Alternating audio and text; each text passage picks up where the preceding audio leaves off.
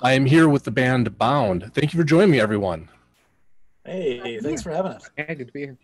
Absolutely. Why don't you introduce your guy? Everybody, introduce yourself and tell us what you do in the band. And do we have everyone, or are we missing somebody? Let's introduce just everybody. We do have everyone. Okay. Awesome. I'm Brian. I play the guitar and do vocals. I'm Trish. I play the synthesizer and backing vocals. I'm Dan. I play drums and drum synthesizers. I'm Kotu and I play bass. All right, excellent. So back in fall of 2020, you guys released your sophomore album, Haunts, and you guys have been a band since, or your debut album came out back in 2018. Why don't you tell us a little bit about the history of the band and how you all got together? Yeah. Should I take that or does someone else want to take that? Go for it. Go for it, Brian. Yeah, okay. We formed in 2017 and we put out our first record, No Beyond, in 2018. I don't know if the story of our formation is very interesting. I had been working on a solo project on my own for a number of years, and it wasn't really going anywhere. I kind of needed just something to kind of like a vessel to put a lot of the emotional stuff I was dealing with at the time into. And in talking with Dan and Kotu one day, they kind of felt the same, and we decided to. I think I actually said, okay, well, let's get together and play. And how do we just learn Phil Collins, In the Air Tonight, and just and just jam that out and see how we like it, see how we feel, and have some fun. And so we came together and we did that, and it was a good time. We liked the vibe. So I showed him some music I was writing, and we went from there. And Trish joined a couple months later. That's kind of the short, fun version of how we started, I guess. Okay. And you mentioned your debut came out in 2018. That's titled No Beyond, and then you issued Haunts in October of 2020. But I get the feeling from along with Haunts, you guys put out a documentary about the making of Haunts. So was that recorded pre-pandemic, I believe? Yeah. Okay. Yeah, that was so Haunts was actually recorded in June of 2019. And it wasn't actually finished with the mixing and mastering until toward the end of the year in 2019. Okay. And then we started working with a label out of Chicago called Jetsam Flotsam late in 2019. And we were planning to then put the record out in the springtime of 2020. And I'm skipping a lot because we had initially wanted to put the record out in the fall of 2019, but a lot of other kind of roadblocks came up. But in any event, with Justin Flotsam, we wanted to put the record out in spring. The pandemic hit, so that changed things a bit. It changed production schedule for vinyl, among other things. And so we decided to push it back to the fall, which is actually perfect because we wanted to release it in the fall anyway. We had to scrap some, tour plans, of course, and it presented some other challenges. We had some other ideas for music videos that we wanted to film, and get some, help with friends on those. And it turns out for the music videos we did put out, we did all of that, ourselves with what we could do under the, pandemic circumstances. And then put the record out in the fall, which, to me, our music, I don't know, feels like fall to me. I think it's, I don't want to speak for everyone, but I think it's everyone here's kind of favorite time of the year. And it, I don't know. So it ended up working out, put it on the fall. Yeah. No, absolutely. So how do the songs come together as a group? Because watching a little bit of the documentary and listening to the music, it seems very much like the songs are very purposeful, and the way they're orchestrated is it seems like there's a lot of attention to detail in the way that you guys write. Yeah, thank you. That comes across. Really, Brian can take all the credit for the detail. He's the primary songwriter, and really he'll come up with the idea, the foundation of the songs, and present it sometimes more fully fleshed out than others, and share what he's been working on his own with the three of us. And that's when we, the branches of the, start to come off, and each part actually solidifies around that foundation that he's introduced.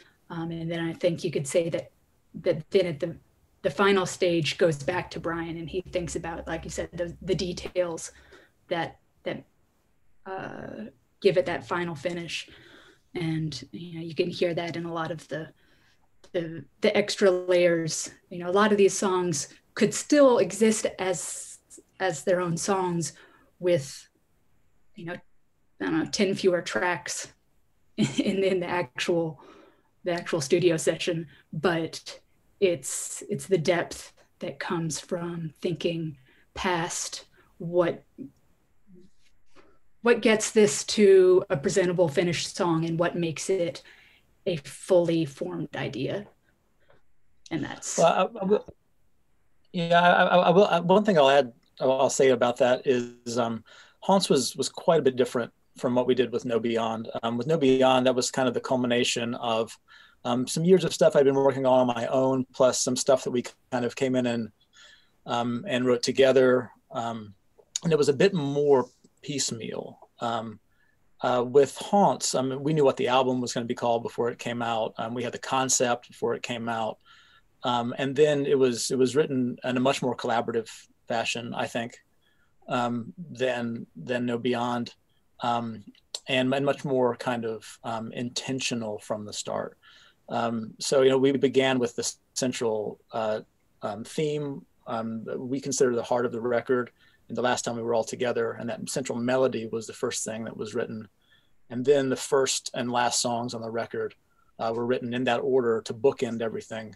And then the rest of the songs were filled in between, such that the whole album, by the way, is unbroken from start to finish as a singular and circular composition.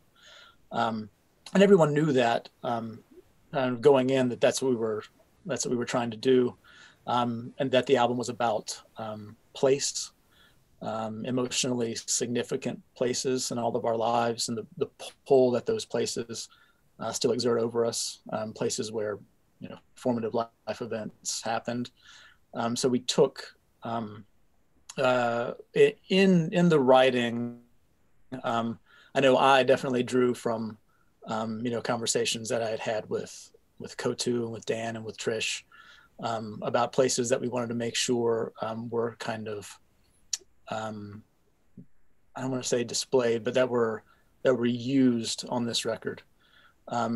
And the whole record is actually peppered with with sounds of objects that were taken from each of those places. So either recorded on location, as a lot of them were, just with out in the field with a laptop, or objects that were gathered from those places and brought into the studio and used as percussion elements, or other things like that. So as Trish was saying, I do come up with the bones of a lot of the songs, but our music in general, and I think this album in particular, wouldn't be anything without the things that each of us bring to it, and then each of us kind of poured into this record. So this, is it fair to call this a concept album to that, where the album is, as you mentioned, is circular, and definitely, listening to the album, it is, you get the feeling that it's meant to be listened to as an album? It's probably fair. I'm interested in what other people think about that. We certainly started with a concept in mind, and something that we wanted it to be, a kind of at least I wanted it to be, a document of these places, something that's more for us than anyone else, something that I can sort of look back on, when I'm old, to because a lot of the things that are on the record are some like the sounds I was talking about recording. Some are obvious musical elements, but a lot of them are just tucked away deep in the mix, just so that we know that they're there. And so, I mean, to get back to your question, yeah, I mean, we started out with a concept, and in that sense, it is a concept record. But and you're right, it is meant to be listened to all the way through in an unbroken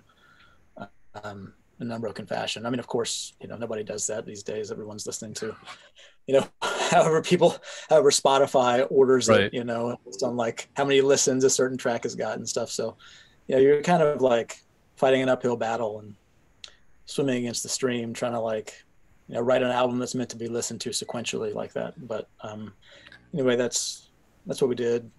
And so when you were looking for a place to record the album, again, in the documentary that you guys filmed while you were recording the album, the location looked like it was somewhat remote, and maybe kind of, it looks like it ties into the themes of places in the album. Was that intentional or just kind of happenstance?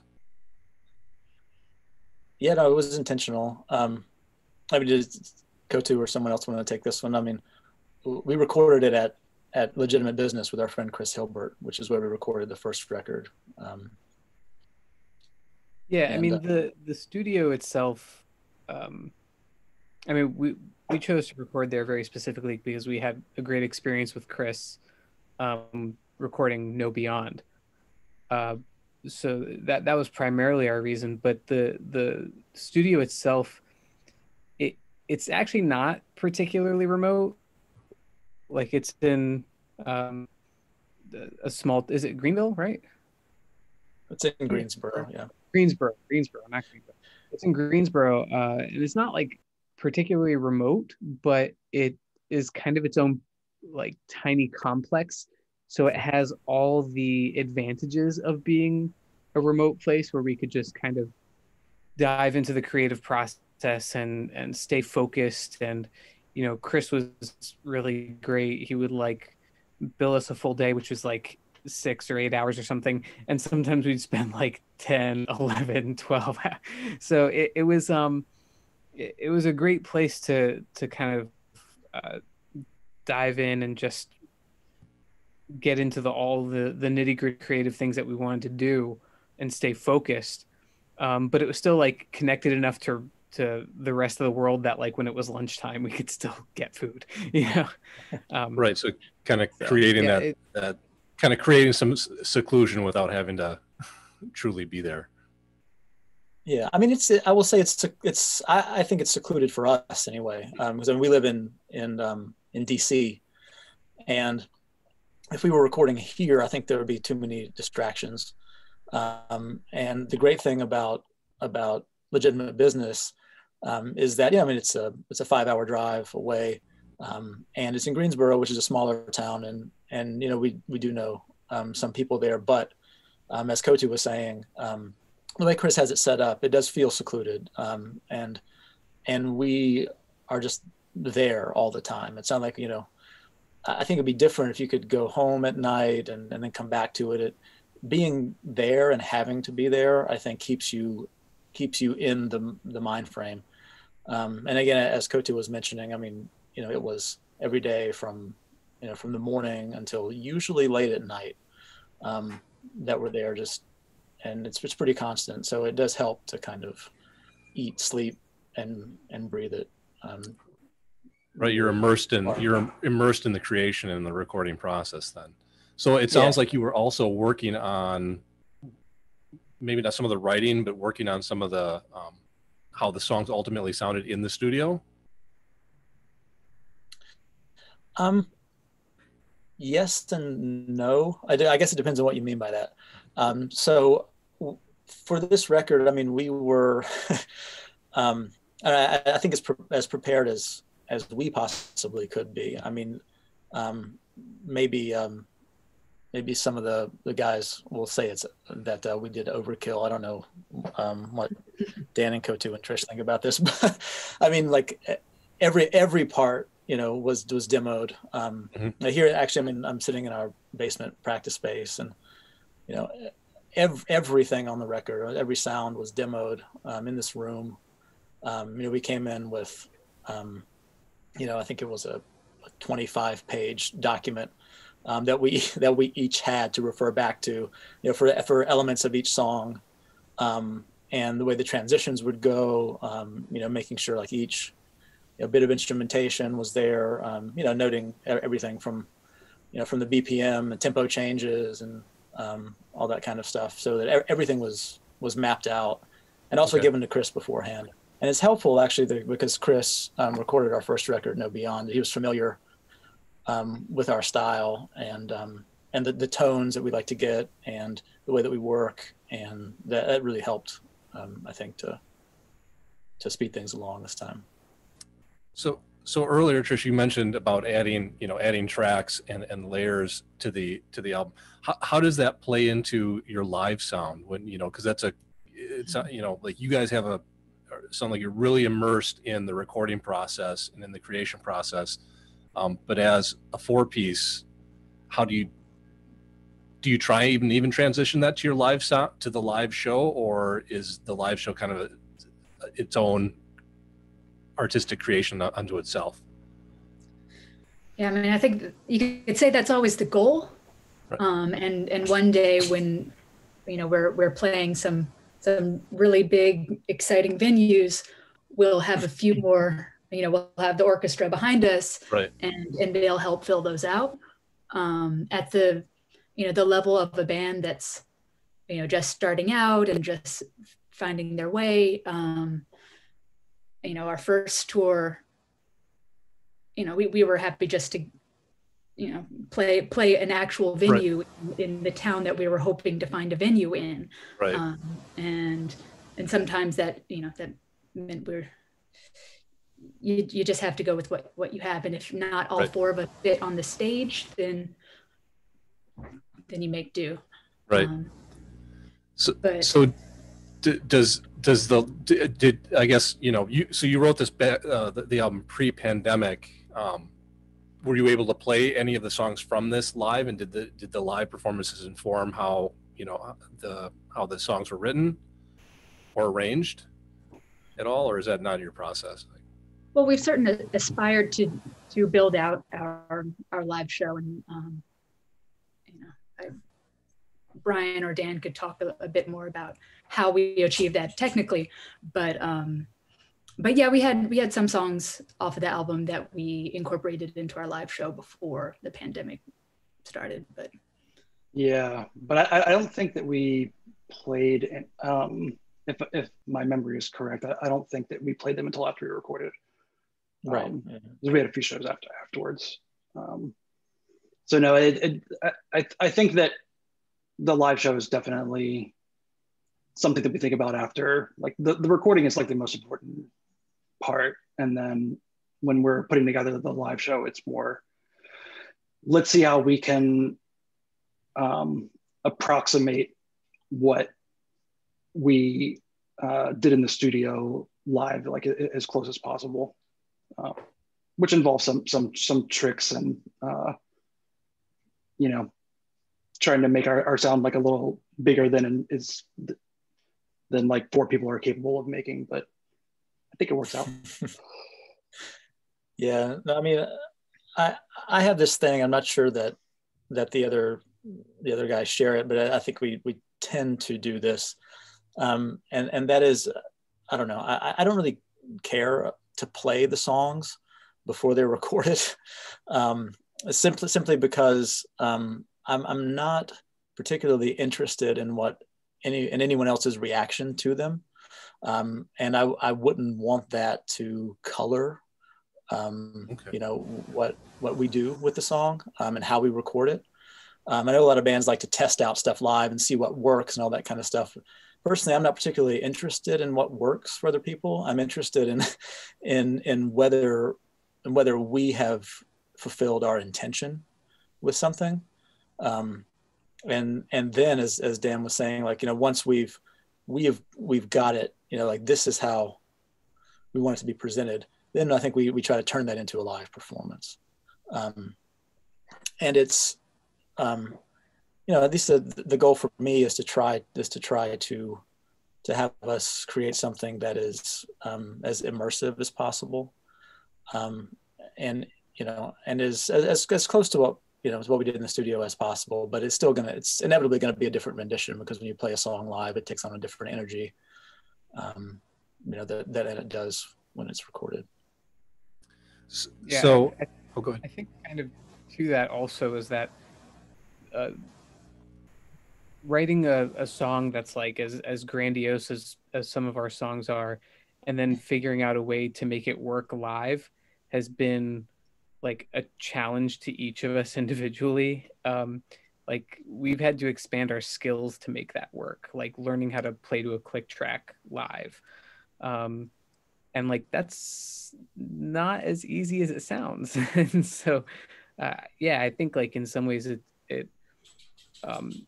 writing and playing the song and figuring out what it's going to be like, and then figuring out how to make it work live, creates a challenge. Whereas if we, write the song and get some crowd reaction, or play the song before we record it and get some crowd reaction, then we think like, oh, well, that didn't work live, so now this is going to change how we record it. Right. So I think that was kind of another aspect of what Brian was talking about. Well, no, absolutely. And I can see with the, the atmosphere that you create on the album, looking at a performance and looking at the recorded version as being kind of two different pieces of art, or, like, where, what you record is one way to interpret the songs, and then another way would be the live performance, and not just trying to reproduce the recording, because you can take a lot of, add a lot of layers, that just may not work, in a live setting. Yeah. And as Koti said, absolutely. I mean, the challenges of, technical ability, just in terms of the equipment itself, but Mm-hmm. also, us as musicians. I've always had two keyboards while we're touring, but I'm rarely playing both at the same time.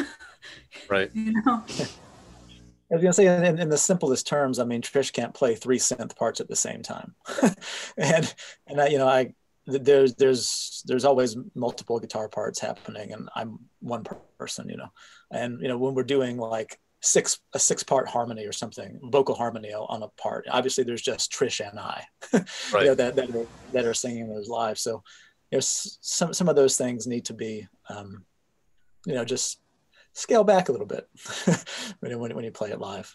But hopefully, but maybe the light show will distract people enough. That's right. Make it work.